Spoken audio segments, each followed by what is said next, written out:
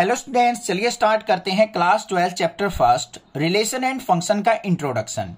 पर एक्सरसाइज हम इंट्रोडक्शन करेंगे। जैसे एक्सरसाइज 1.1 है उसके बेसिक कंसेप्ट्स को देखेंगे, फिर हम एक्सरसाइज करेंगे। उससे थोड़ा इजी हो जाएगा। सारा का सारा इंट्रोडक्शन एक ही वीडियो में ना पढ़ के हम थोड़ा थोड़ा पार्ट में डिवाइड करके पढ़ेंगे, जिससे मुझे लगता है कि आपको ज्यादा समझने में इजी रहेगा।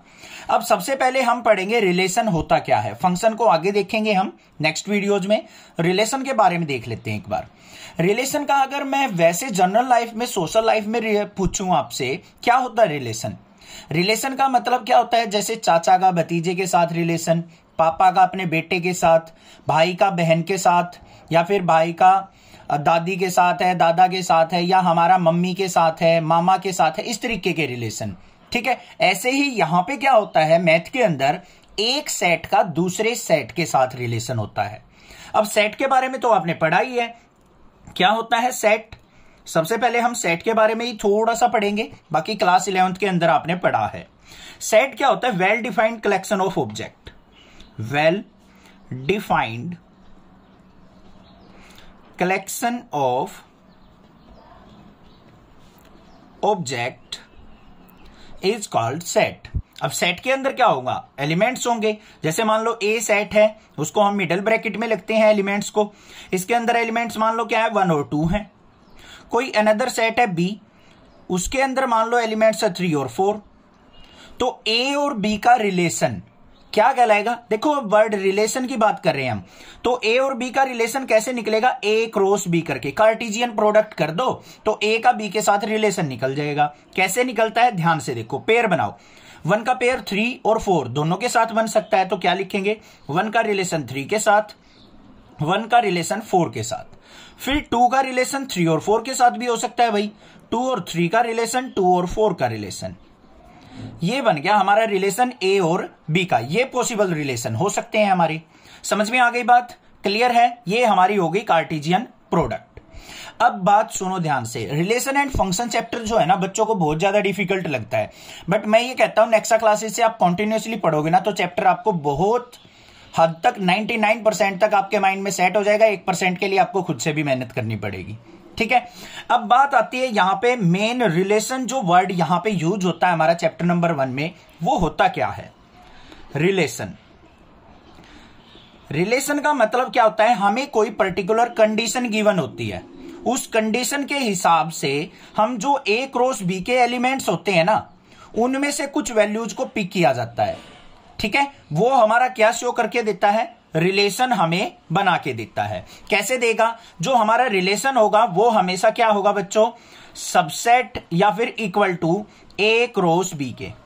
ये चीज ध्यान रखना, रिलेशन जो होगा हमेशा सबसेट होगा या फिर इक्वल टू होगा ए क्रॉस बी के। तो मतलब एग्जांपल देख लेते हैं। एक मान लो रिलेशन इज इक्वल टू हमें गिवन है एक्स वाई का, such that y is equal to 2x। ये मान लो हमें क्या दे रखा है? रिलेशन डिफाइन कर रखा है। समझ में आ गई बात? रोस्टर फॉर्म में। अब यहां पे क्या करना है? हमें इसको लिखना है। तो r इज इक्वल टू, यहां पे देखो बच्चों, y is equal to 2x। अब कोई भी वैल्यू लिखी जाती है, ये x होता है, ये y होता है।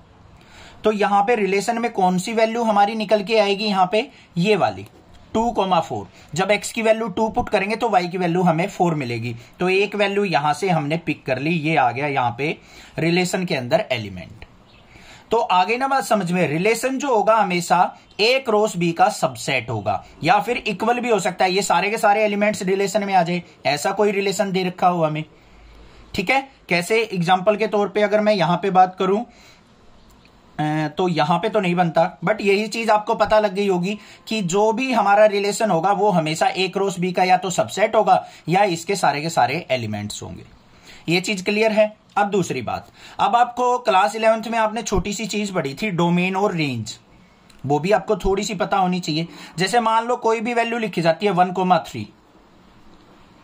यहां पे क्या है? ये x की वैल्यू है, ये y की वैल्यू है। तो ये जो x होता है ये क्या होता है? हमारा डोमेन। और ये जो y होता है ये होती है हमारी रेंज। मतलब डोमेन को पुट किया जाता है, उससे जो हमें वैल्यू मिलती है उसको हम रेंज कहते हैं। समझ में आ गई बात? यहां तक क्लियर है? ठीक है। उसके बाद बात करेंगे हम टाइप्स ऑफ रिलेशन की, और मोस्ट इंपॉर्टेंट वही है इस चैप्टर के अंदर, इस एक्सरसाइज 1.1 के अंदर। टाइप्स ऑफ रिलेशन में आता है हमारा, सबसे पहले आता है एम्प्टी रिलेशन। अब एम्प्टी सेट आपने पढ़ा होगा, कुछ ऐसा ही हमारा होता है एम्प्टी रिलेशन।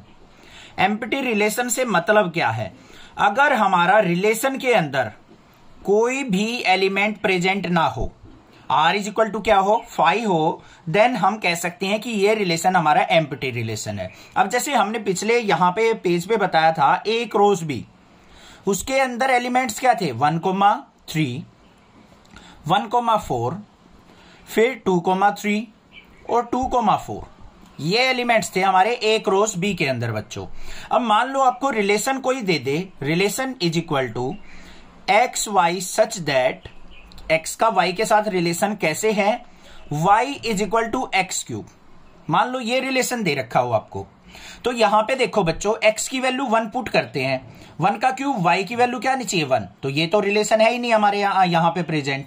तो यहां पे हमारे पास चारों में से कोई भी वैल्यू ऐसी प्रेजेंट नहीं है जो y is equal to x cube को सेटिस्फाई करती हो, कि x की वैल्यू पुट करे और y की वैल्यू क्यूब होके आ जाए। देखो यहाँ पे ये x है, ये y है, ये x ये y, इस तरीके से तो कोई भी रिलेशन यहाँ पे सेटिस्फाई नहीं हो रहा, तो हमारा रिलेशन के अंदर एलिमेंट्स क्या हो जाएंगे, नल, या फिर रिलेशन इज इक्वल टू क्या होगा हमारा 5, तो इसको कहेंगे एम्प्टी सेट। समझ में आगे बात क्लियर है। उसके बाद आता है यूनिवर्सल रिलेशन, क्या होता है, सेकंड यूनिवर्सल रिलेशन। यूनिवर्सल का मतलब होता है, यूनिवर्स मतलब सारी की सारी वैल्यू, मतलब जब हमारा relation is equal to A cross B के इक्वल हो, ए क्रॉस बी के अंदर जितने भी एलिमेंट्स के पेयर बने हैं ना, वो सारे के सारे अगर रिलेशन में जो भी हमें रिलेशन गिवन हो उसके अंदर सारे के सारे एलिमेंट आ जाए, तो उसको हम यूनिवर्सल रिलेशन बोल देंगे। समझ में आ गई बात। अब जो ये रिलेशन होता है ये हमारा 3 टाइप्स का होता है। फर्स्ट जो होता है हमारा रिलेशन वो होता है रिफ्लेक्सिव, ये हमारा पूरा का पूरा चैप्टर, पूरी की पूरी एक्सरसाइज 1.1 के अंदर मिलेगा, रिफ्लेक्सिव वर्ड। सेकंड जो होता है हमारा वो होता है सिमेट्रिक रिलेशन, और थर्ड जो होता है हमारा वो होता है ट्रांजिटिव रिलेशन। अब भाई तीनों को हम बारी बारी से पढ़ेंगे, बिल्कुल ध्यान से समझना है, यही चीज मेन इंपॉर्टेंट है। सबसे पहले बात करूं मैं रिफ्लेक्सिव रिलेशन क्या होता है।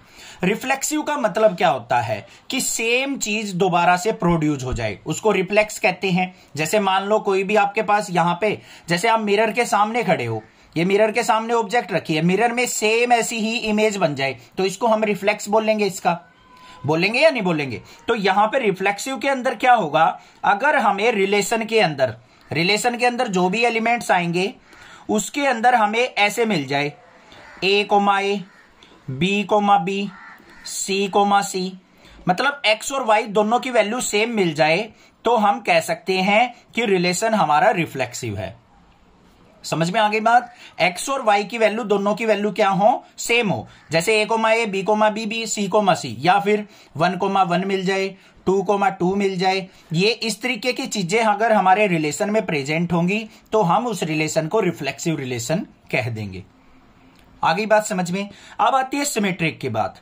अगर मान लो हमारे पास a, b ये पेयर रिलेशन के अंदर प्रेजेंट है, तो b, a अगर ये भी हमारा रिलेशन के अंदर प्रेजेंट होगा तो हम इसको सिमेट्रिक बोल देंगे, नहीं तो नहीं है।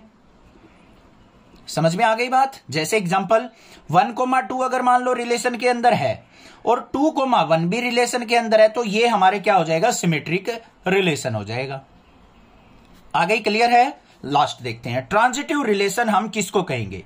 अगर मान लो हमारे पास a, b कोई पेयर है एलिमेंट्स का, वो रिलेशन के साथ बिलोंग करता है, और b, c भी हमारा क्या करता है, रिलेशन के साथ बिलोंग करता है, तो a और c अगर ये भी हमारा रिलेशन के अंदर प्रेजेंट होगा तो हम कह सकते हैं वो ट्रांजिटिव रिलेशन है। अगर a और c रिलेशन के अंदर नहीं मिलता है हमें, तो उसको हम ट्रांजिटिव रिलेशन नहीं कहेंगे। आ गई बात समझ में। तीसरी बात, लास्ट जो बात है वो होती है इक्विवेलेंस रिलेशन। कौन सा relation, equivalence relation. Equivalence relation वो होगा जो हमारा रिफ्लेक्सिव भी हो, सिमेट्रिक भी हो और ट्रांजिटिव भी हो, तीनों रिलेशन को जो सेटिस्फाई करेगा उसको हम इक्विवेलेंस रिलेशन कह देंगे। यहां तक बातें समझ में आ गई होंगी। वीडियो एक बार दोबारा देख लीजिएगा, बाकी क्वेश्चंस करेंगे, वहां से आपको 99% आपका सारा का सारा डाउट क्लियर हो जाएगा। बट जो मैंने यहां पे बताया है इस वीडियो के अंदर, वो कंसेप्ट आपके माइंड में रहना चाहिए। ठीक है, उसके लिए हम वीडियोज के अंदर एक्सरसाइज के क्वेश्चन देखेंगे, वो नेक्स्ट वीडियो में आपको मिल जाएंगी प्लेलिस्ट से, नेक्स्ट वीडियो ही। चैनल को सब्सक्राइब कीजिए, लाइक कीजिए और ज्यादा से ज्यादा शेयर कीजिए। Thank you students for watching next classes video.